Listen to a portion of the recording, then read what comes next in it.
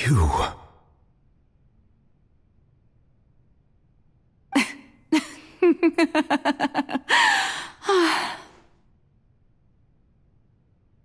Sorry.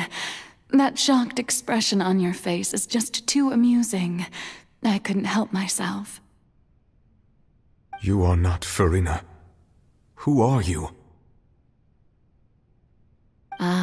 The sweet sound of bewilderment. Marvelous. A sure sign that my attempt to deceive everyone was a resounding success. But to answer your question, I am Focalor. You know, the god. Focalor? Why did you deceive us? Oh, that wasn't my goal, of course. Goodness, no. But I had to fool everyone else too, if I was to stand any chance of deceiving the heavenly principles. Deceiving the heavenly principles?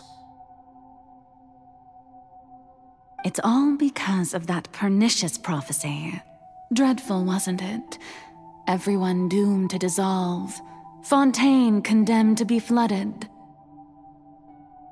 One was not amused. In fact, one was positively bemused when that problem was thrust upon me by my dearest predecessor.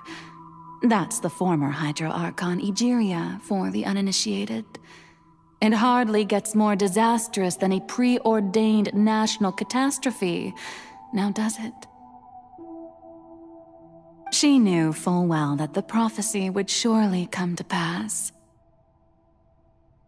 And as one of the seven, she also knew full well that one defies the heavenly principles at one's peril. So yes, as you have no doubt surmised, it was a rather impossible situation that I found myself in.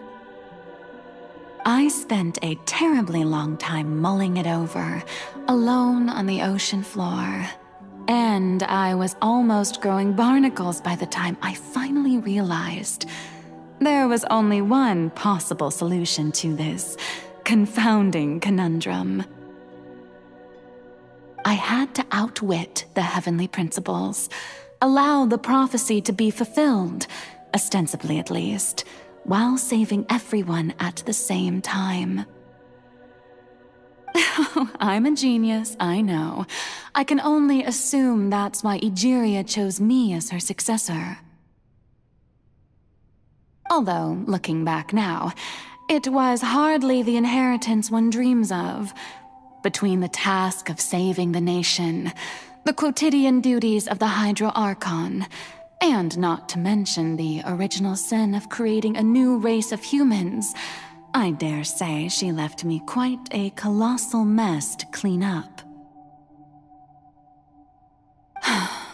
But one can only play the hand one is dealt. I did not choose this, any more than I chose to be one of her Oceanid familiars. So you were also once one of the Oceanids, transformed into a human by Egeria's hand. Yes, I was. I always dreamed of becoming human. And I still do, even now. In my eyes, to be human is to be part of the greatest opera ever known.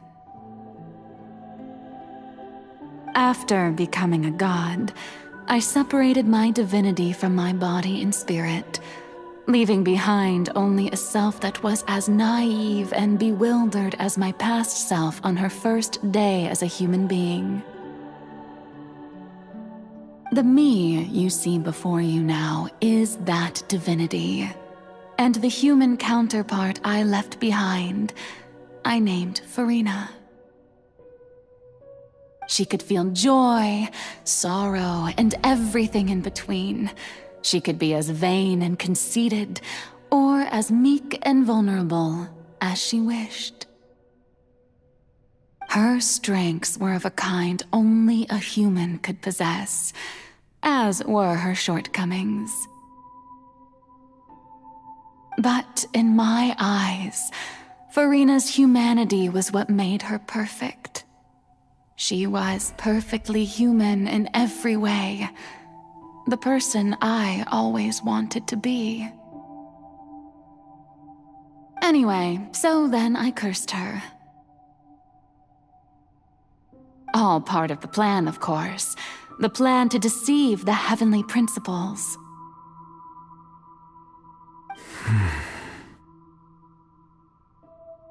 Do you still remember the final scene of the prophecy? The Hydra Archon alone, weeping on her throne.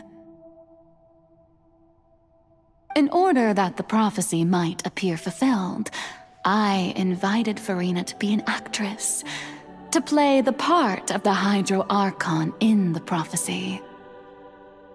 Under the curse I placed on her, so long as I, Focalors' divinity, continued to exist, she could not die. But nor was she free to live her life in the pursuit of happiness. Instead, she was forced to take the stage in the opera house, to embrace the role of leading lady, to forever play the part of the god from the prophecy, all to create a deceitful appearance of that prophecy coming to pass. I suppose now you probably understand why your court is called the Opera Epiclese.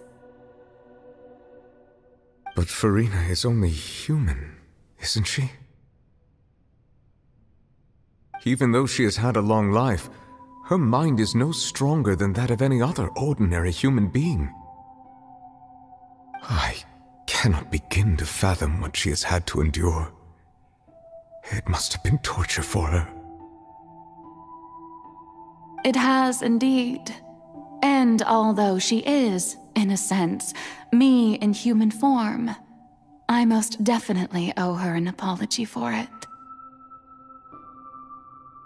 It's been 500 years.